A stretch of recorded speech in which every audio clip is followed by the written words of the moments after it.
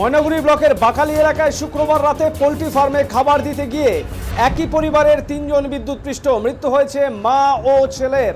একজন চিকিৎসাধীন Jalpaiguri medical college ও হাসপাতালের অধীন সুপার স্পেশালিটি হাসপাতালে। ঘটনাটি ঘটেছে শুক্রবার রাতে জলপাইগুড়ি জেলার বাকালিতে। জানা গেছে স্থানীয় উত্তম কবিরাজের পরিবারের 3 জন সদস্য তার নিজের ভাই, স্ত্রী ও ছেলে বাড়ির নিজস্ব পোল্ট্রি ফার্মে খাবার দিতে যায়। হঠাৎ করে বিদ্যুৎপৃষ্ট হয় 3 জনই।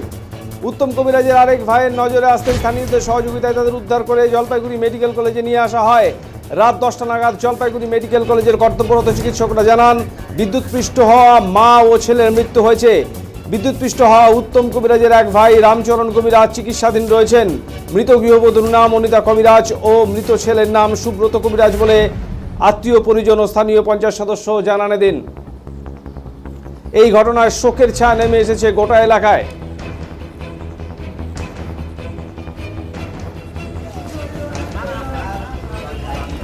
আমার মাটাতে কি হবে, আমার মাটাতে কি হবে, আমার মাটা কারে মা গো বলে।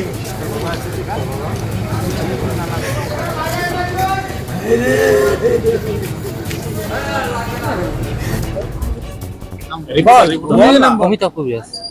অমিতাভ কবিরাজ। অমিতাভ, হ্যাঁ, কি হচ্ছে ঘটনা? বাড়ি কোথায় আপনাদের? আমাদের বাড়ি হচ্ছে বাকালি। বাকালি ময়নাগুড়ি। হুম, কি হচ্ছে ঘটনাটা? ঘটনাটা হচ্ছে কি, মানে ওই পোল্ট্রি ফার্মে গেছিল, ওইখান থেকে তার কেইভে লাগছে, জানি না, শর্ট খাইছে।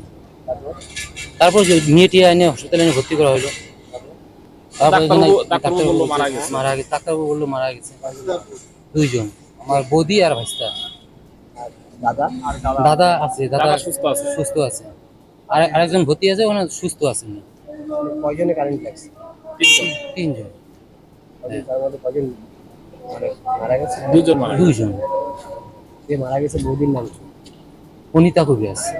অমিতাভ কবিরাজ। বয়স কেমন হবে? 38 এরকম। রাস্তার নাম কি? ভাইস্তা সুব্রত কবিরাজ। সুব্রত। হ্যাঁ, ওর বয়স কত? বয়স কত? 18, 16, 17, 18।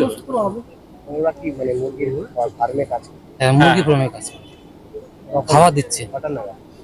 এই তো 7টা। তারপর নিয়ে আসছেন এখানে? হ্যাঁ, নিয়ে আসছি।